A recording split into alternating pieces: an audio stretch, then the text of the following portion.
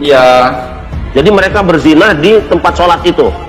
Yang pertama berzina di kontrakan saya.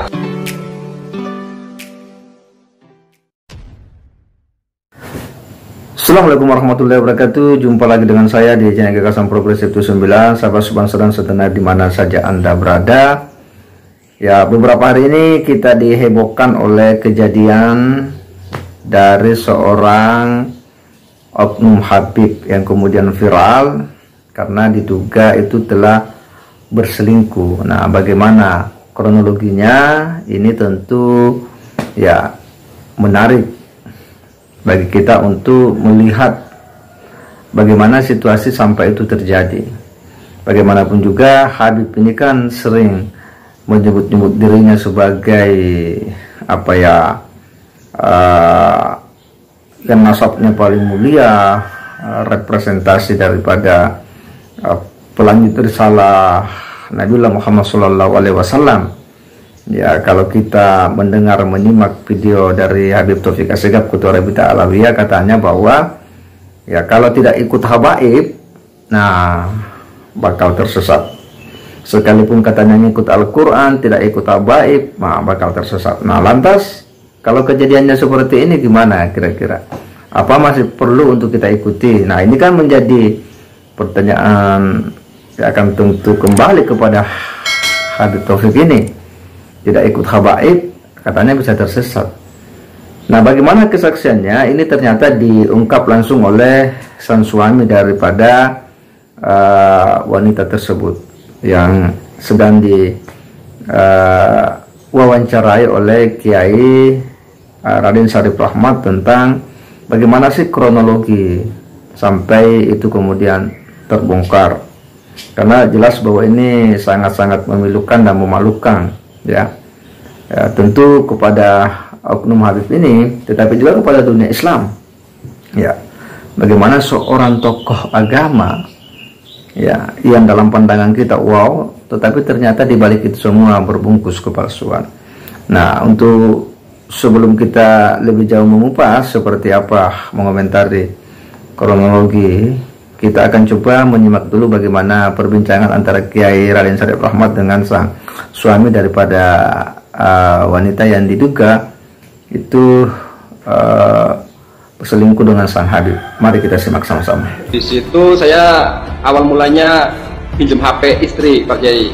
Awal mulanya saya pinjam HP istri, dan saya pura-pura ke kamar mandi, dan di situ saya temukan chattingan antara istri dengan temennya, tetangga, cewek juga, perempuan, yang berisikan saya dipeluk. Dipeluk cium oleh? Kenapa, Pak? Dipeluk dan dicium oleh siapa? Habib Toha bin Yahya. Nah, setelah itu saya pertanyakan ke istri, apakah benar ini? Aku tanyain ke istri gini, ya tak ditanyain apakah ini bener kamu selingkuh, saya bilang gitu kan. Nah, dia tadinya langsung nangis di situ, langsung udah jangan kasih tahu siapa-siapa. Waktu kita sempit, jadi mohon dijelaskan gini aja, apa yang terjadi antara istri Kang Marga dengan Habib Toha bin Yahya? Itu hubungan asmara sudah sampai sejauh apa? Apakah mereka sudah sampai berzina atau bagaimana? Menurut informasi dari istri, udah dalam 1 bulan, dari bulan September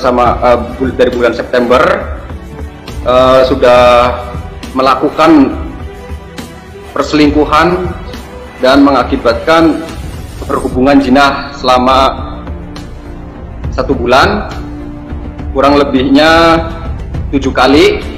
1 kali di kontrakan saya, 6 kalinya di rumah. Di rumah siapa? Di rumah balai, itu yang biasa buat pukulan di situ. Kalau di majelis sebutnya rumah kosong. Itu maksudnya rumah balai itu majelis taklim atau apa? Itu rumah balai itu kan buat sholat, buat tempat kumpul ngobrol di situ. Oh, milik warga bersama. Iya. Jadi mereka berzina di tempat sholat itu. Yang pertama pertama berzina di kontrakan saya.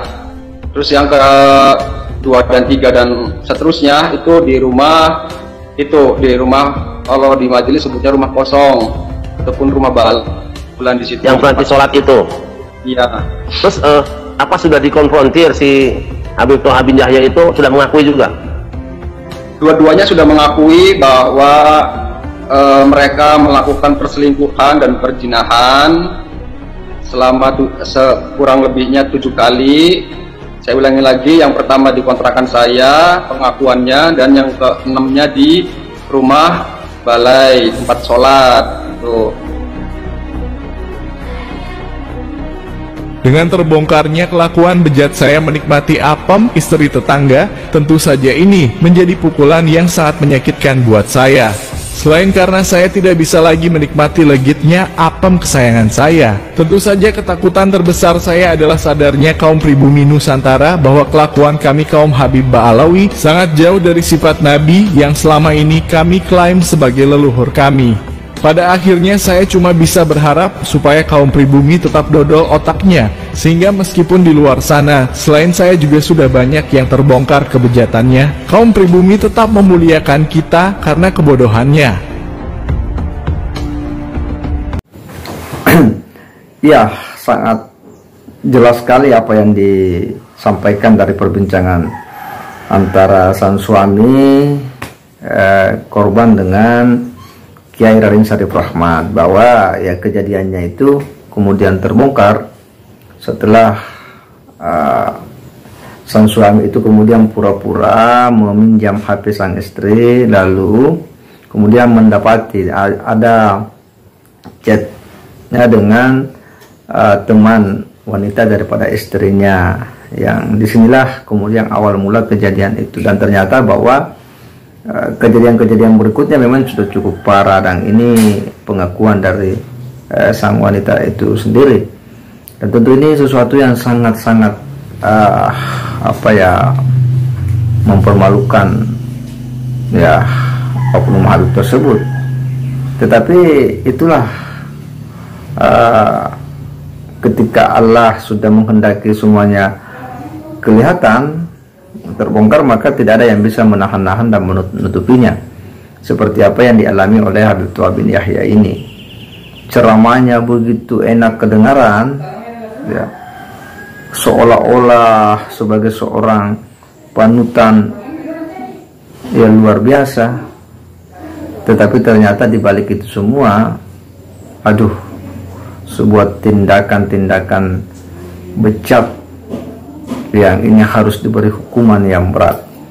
Karena kenapa? Dia adalah seorang tokoh agama, di mana ini bisa mencederai dan merusak reputasi ya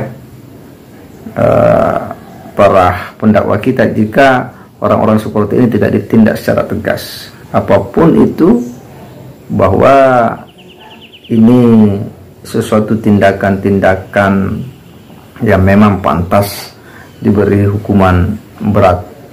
Di satu sisi bahwa orang-orang dari kalangan Ba'alawi yang selalu mengaku-ngaku nasabnya paling mulia, ada darah suci Nabi Muhammad dalam dirinya, tetapi perilaku-perilaku seperti ini ternyata justru ya ini mempermalukan ya dirinya sendiri.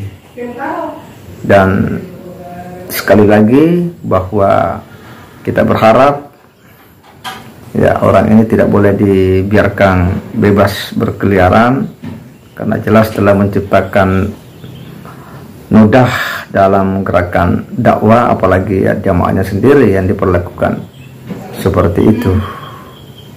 Dan satu kesyukuran karena kemudian itu terbongkar dan diakui oleh sang wanita, dan inilah kuatnya sang suami kemudian mau menjelaskan ke publik. Ya, untung dia bisa mengendalikan diri, tidak ya mengambil tindakan main hakim sendiri.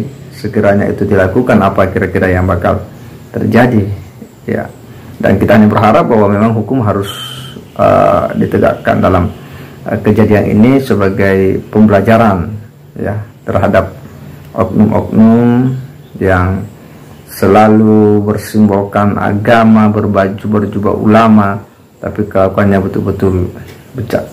Segera demikian. Wassalamualaikum warahmatullahi wabarakatuh.